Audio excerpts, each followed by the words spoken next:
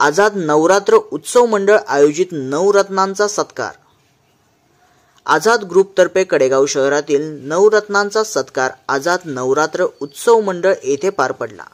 यामध्ये कुस्ती क्षेत्र ते राजकीय प्रवास आनंदराव बापू रासकर, आदर्श सरपंच भारत सूर्यवंशी, प्रदीप रासकर, इंडियन नेव्ही ते उत्पादन शुल्क अधिकारी अभिमन्यू वरुडे, यशस्वी उद्योजक व सामाजिक कार्यकर्ते तेजस माळी, यशस्वी उद्योजक कुमारी वैष्णवी लोखंडे, महसूल अधिकारी कुमारी प्रमिला वेल्लाळ, नर्सिंग ऑफिसर कुमारी प्राजक्ता लोखंडे, MBBS डॉक्टर कुमारी रेणुका जाधव, महाराष्ट्र पोलीस या सर्वांचा सत्कार आझाद ग्रुपचे पदाधिकारी यांनी केला व सर्वांच्या यशाचे गमक मुलाखत घेऊन विचारले। तसेच बाल कलाकार यांचाही सत्कार करण्यात आला।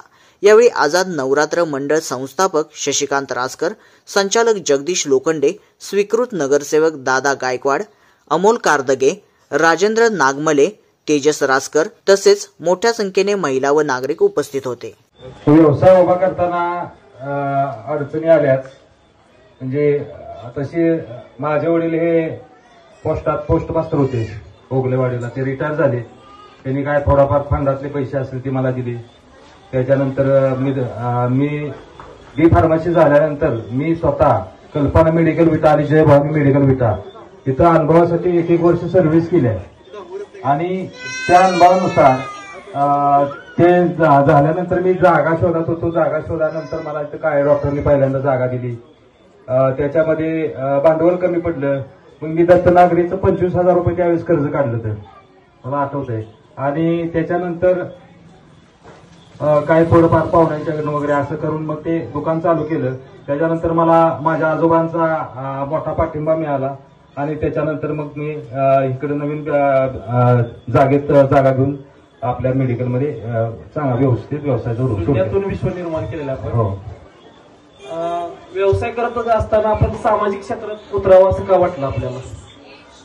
कसं आहे, सामाजिक क्षेत्र म्हणजे कसं आहे की लोकांच्यासाठी आपण जर केलं तरच लोक आपल्याला उत्स्फूर्त प्रतिसाद देतात। आपण व्यवसाय करायचा, पैसे मिळवायचे आणि आपल्यासाठी खर्च करायचे हे पुढं दृष्टिकोनातून न ठेवता आपण लोकांच्यासाठी काहीतरी केलं पाहिजे, हे आपण म्हणजे लोकांचा विश्वास आपल्यावर वाढतो, श्रद्धा वाढते आणि लोकांचं म्हणजे जे काय आहे ते लोक आपल्याला चांगलं म्हणतात म्हणून त्यात पडलो।